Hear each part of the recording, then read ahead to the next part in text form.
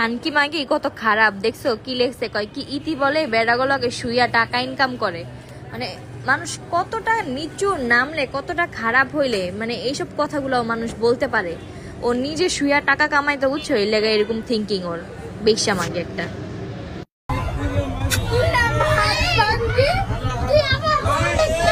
এই যে এদিকে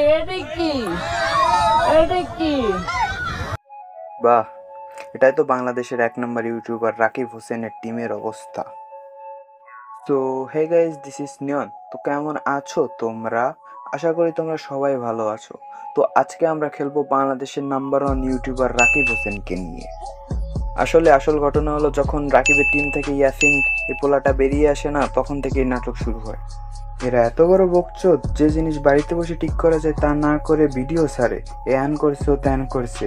ইয়াসিন নাকি রাকিবের ভাগ্নে, তো মামা ভাগ্নে বাড়িতে বসে ঠিক কর, অনলাইনে পাবলিকদের এই কয়েকদিন আগে অন্তরার পরিবারের লোকেরা নাকি ইয়াসিনের বউ মানে মিথিলাকে মারছে।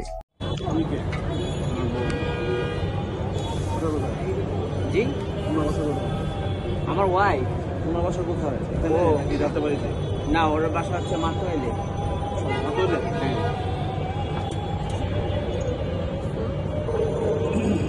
আমরা হচ্ছি অন্তরার ভাই, আমি আর হচ্ছে অন্তরার বাবা আর অন্তরার ভাই। অন্তরার পুরো গোষ্ঠী দিয়ে এখানে চলে এসেছে।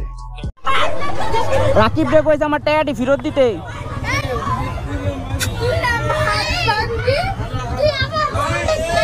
এই যে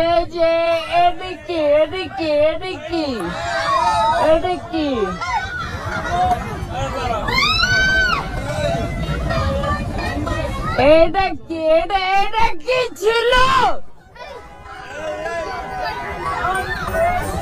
এই ইয়াসিন এই পোলাটা এত বড় বাইনচোদ মাদারচোদ যে ওর সামনে ওর বউকে মারছো দাঁড়া। এটা কি হলো যাচ্ছে কেন বাইক থেকে নামা যায় না? যাই হোক গাইস, এই মিথিলা মেয়েটাকে ভালোই গণমাত দিছে। 2 ঘন্টা অজ্ঞান হয়েছিল এবং 2-3টা হাসপাতালও পাল্টানো লাগছে। চলো অন্যদিকে রাকিব কি বলে দেখা যাক। তারপর আমি চেষ্টা করতাম সব সময়, যদি আমার ওয়াইফকে একটা শাড়ি কিনে দেয়, আমি চেষ্টা করতাম ওকে একটা শাড়ি কিনে দেয়। বাট সব সময় এই জিনিসটা যদি আমি কন্টিনিউ করি, বা এই জিনিসটা কিন্তু দেখতেও ভালো লাগে না।